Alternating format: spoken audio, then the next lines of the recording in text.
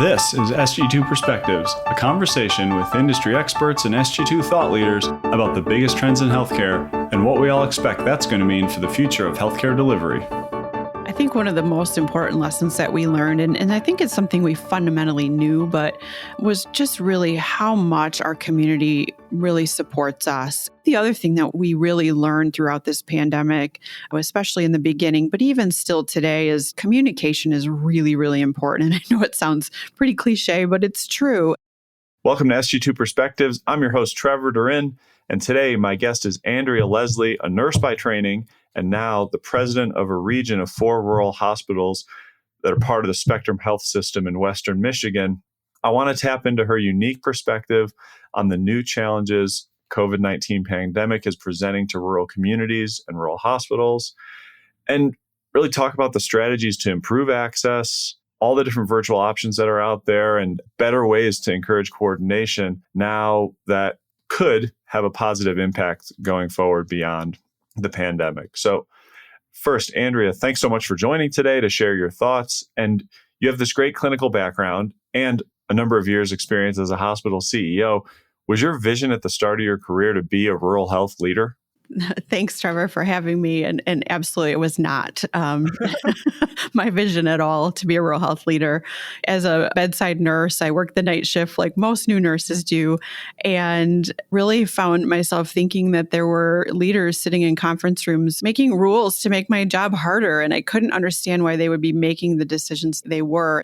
It was really that experience that really drove me into leadership, to really think about the end user, whether it's me as a nurse or the patient, and really explaining why we're doing something, or really making sure that decisions are made at the level of people who are actually doing the work. That's been really kind of my burning platform for becoming a leader. I'm sure there are people sitting out in these hospitals right now who think the same of me. And so I try really hard to think about, why does this matter? And sometimes it's because it's a regulation and it's just what we have to do. But for the most part, I try really hard to remember and reflect back to when I was that young nurse there at the bedside.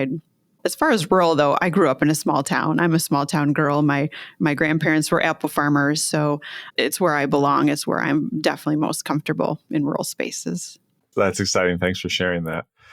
As COVID hit Eastern Michigan really hard, but fortunately didn't really hit your market too severely. Of course, you've had some cases and some small peaks and troughs, but of course, procedural business was still shut down, and you had to do a big shift to virtual and a lot of the things that everyone else had to do around the country. So what lessons have you learned since the spring that you think have really helped you prepare in the event there is a future surge? So I think one of the most important lessons that we learned, and I think it's something we fundamentally knew, but was just really how much our community really supports us. We had people bringing us a box of masks that they maybe had in their medicine chest at home, or we actually have Ferris State University in the backyard of one of our hospitals, and they had ventilators because they have a health professions program, and they gave them to us to be able to utilize when this all started. Just that connection was something that, and that support that we really felt in many ways, which is so incredibly powerful, not only for us in healthcare leadership, but for our teams as well. Just to see that every day was really, really cool. The other thing that we really learned throughout this pandemic, especially in the beginning, but even still today, is communication is really, really important. And I know it sounds pretty cliche, but it's true that communication, being a trusted source in our community, being a good reference, and being very transparent with our community about what's happening with all things COVID, really engaging them and educating them, and working with our local businesses and schools to be able to maintain that safety, and giving them the most up-to-date information that we have has been important. We actually put our COVID numbers, our inpatient numbers, they're out on our website, and anybody can look anytime to see how many inpatients we have at any given time. They can look and see how many tests we're doing and what our positivity rate is. And so just being that transparent, I think, has also been really helpful for our communities as well, because they're looking for that trusted source. And we are that for them because we are local to them and they know us. us. They know us as humans and people, but they know us as a healthcare organization too. So that's really important. I think the last thing that I would mention is when we shifted, where we kind of went into a lockdown in Michigan, we were in a very strict lockdown. And so a lot of our care moved to virtual. Anything that did. We quickly moved our primary care visits to virtual, and we had great adoption. And we thought, yay, this is the start of really that shift to virtual in the West Michigan area, because we really didn't have good adoption prior to that, at least in the ambulatory setting. Now that things have opened back up, we've seen that virtual is now a tough sell again. And we thought that would not be the case. And what we learned there was really, we have to do a better job of showing the value of virtual visit. People think that it's the blood pressure that the medical assistant takes, or it's the stethoscope on the chest. That's what they're paying for. And really, it's the intellectual property of the providers. And so that's one thing we're really focusing on right now is how do we demonstrate that value for our community and for our patients for those virtual visits. So we've learned a lot. It's been good. Yeah, I love what you talked about in terms of the connection the rural hospital has to the community.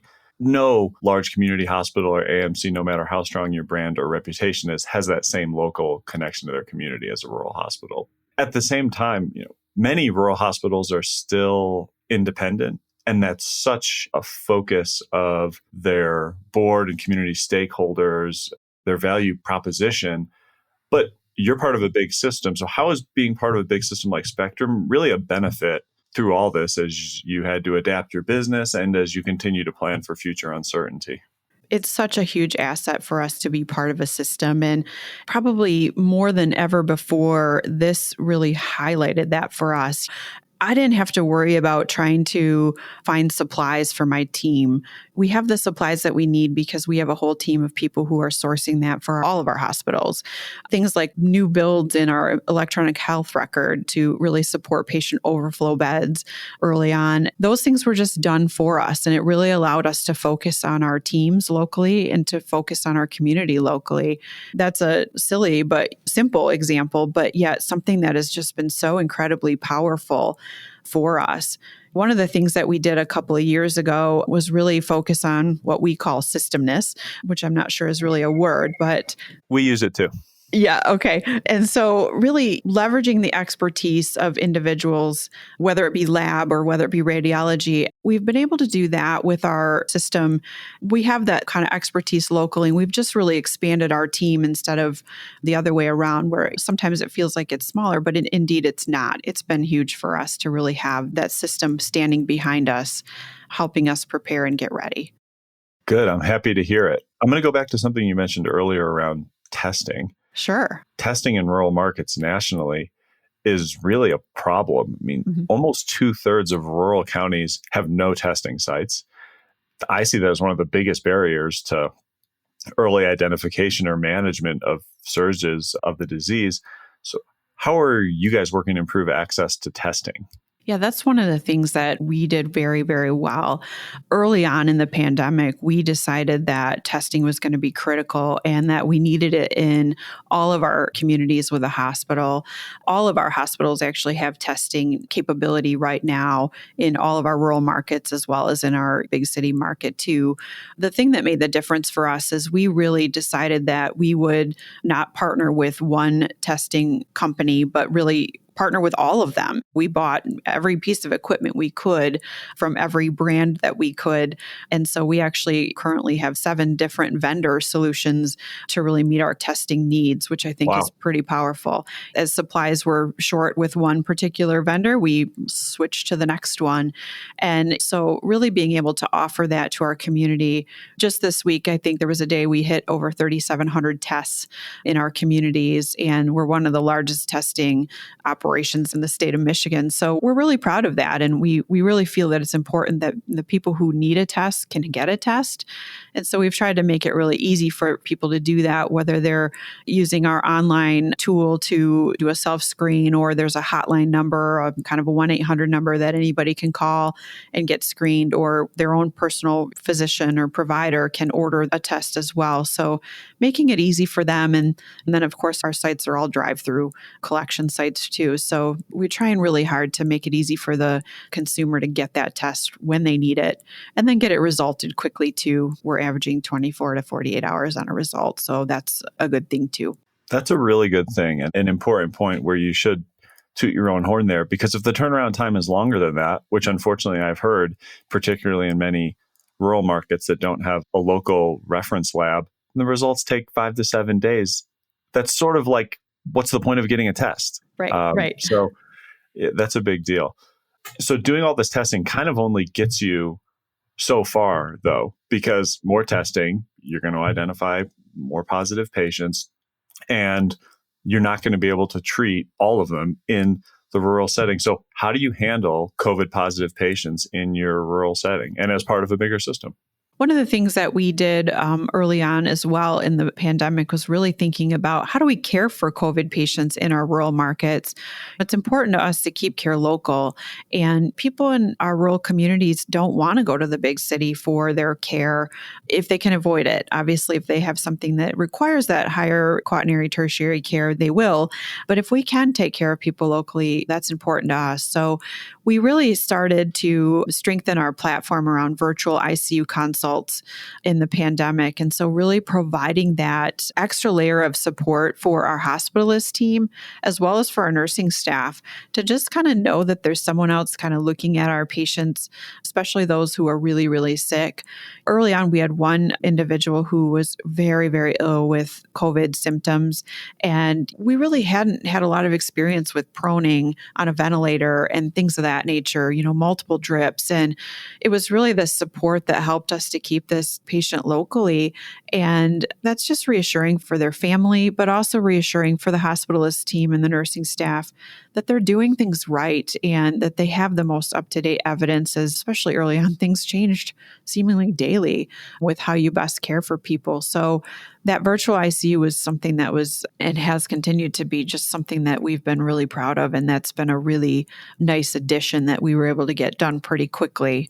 Some of the other things that are not necessarily COVID related, but things that we're doing with virtual that really is important in this time of COVID too, is we actually stood up about a year ago a virtual behavioral health program in schools that allows teenagers to get the care that they need from a social worker, and they can kind of come with all of the issues that they're facing.